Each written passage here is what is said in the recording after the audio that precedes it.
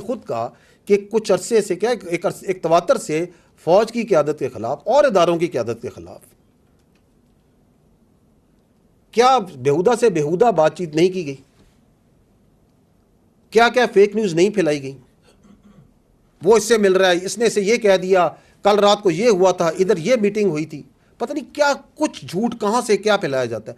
آپ مجھے چلیں بتا دیں پچھلے اس سال میں اس فیک نیوز اور پروپیگنڈا کو پھیلانے پہ کتنے لوگوں کی جائیدادیں ضبط ہوئیں، کتنے لوگوں کو جیل میں ڈالا گیا؟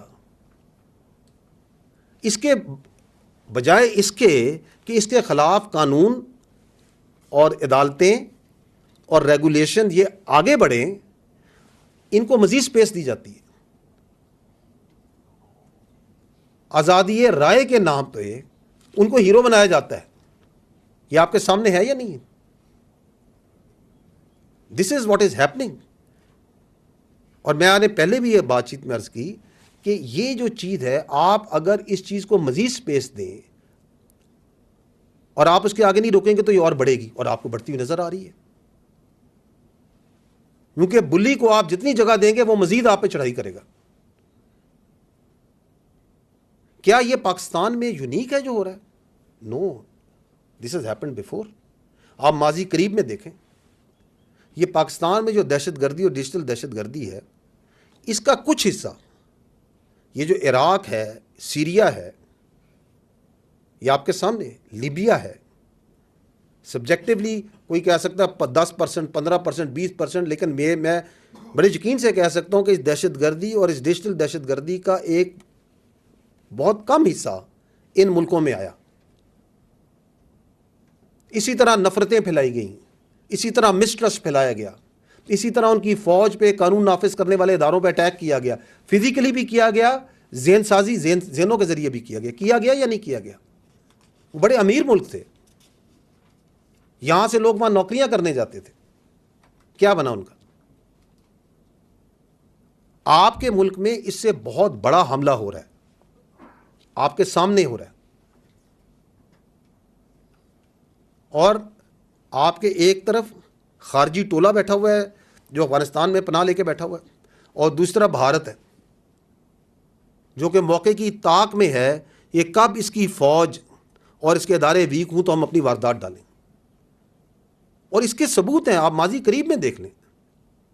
2016 میں ایک مشہور جو ایک اینالسٹ ہے ویسٹرن، کیا اس نے یہ کہا نہیں تھا کہ مجھے پتا ہے کہ اگر پاکستان نے، I am not the exact words, لیکن اس کا مطلب یہ تھا کہ اگر Pakistan has to go down تو یہ پاکستان فوج ہیز ٹو گو ڈاؤن۔ ابھی مجھے نظر نہیں آ رہا۔ جنرل بکرم سنگھ جو ہے انڈین آرمی پرانا چیف جو سا ہے، وہ ٹی وی میں بیٹھ کے علیہ اعلان یہ کہتا نہیں ہے کہ ہمیں اپنے تمام ایلیمنٹس آف نیشنل پاور کو اکٹھا کر کے بڑے سینرجائز ہو کے پاکستان کی سینا کے اوپر لگا دینے چاہیے؟ کہتا ہے یہ نہیں کہتا؟ یہ بڑی ماضی قریب کی باتیں۔ اجے ڈوول کیا بولتا ہے انڈیا کے اندر جو ان کے پبلکلی وہ کہہ رہے ہیں، آپ کے سامنے ہیں۔ So if this thing keeps on going and we don't stand in front of this digital terrorism through laws, through regulations, through monitoring, through regulation, تو یہ ملٹیپل افیکٹس ہوگا، اس کو مزید سپیس ملے گی۔ however آپ دیکھیں کہ باوجود اتنے بڑے اٹیک کے، فزیکل کے اور ڈیجیٹل کے، آپ یہاں بیٹھے ہیں، اس ملک میں کاروبار چل رہے ہیں، لوگوں کی زندگیاں چل رہی ہیں، اس لیے کہ یہ فوج، قانون نافذ کرنے والے ادارے دن رات اس کے آگے کھڑے ہیں، شہادتیں دے رہے ہیں، آپریشنز کر رہے ہیں۔ بٹ جس طرح ایپیکس کمیٹی میں کہا گیا تھا، جس طرح میں آج بھی کہہ رہا ہوں، the time has come where the whole nation has to stand. جو عزم استحکام کے اندر جو ڈومین اپروچ کی بات ہوئی، اور یہ پہلے سے طے شدہ جو ری انرجائزیشن اور ریوائز نیب کی بات ہوئی، یہ اس وقت اسینشل ہے، نیسیسری ہے۔ وہ جو اللیگل اسپیکٹرم ہے جو اس ملک کو سافٹ اسٹیٹ بنانا چاہتا ہے، اس کی ہم اجازت نہیں دے سکتے.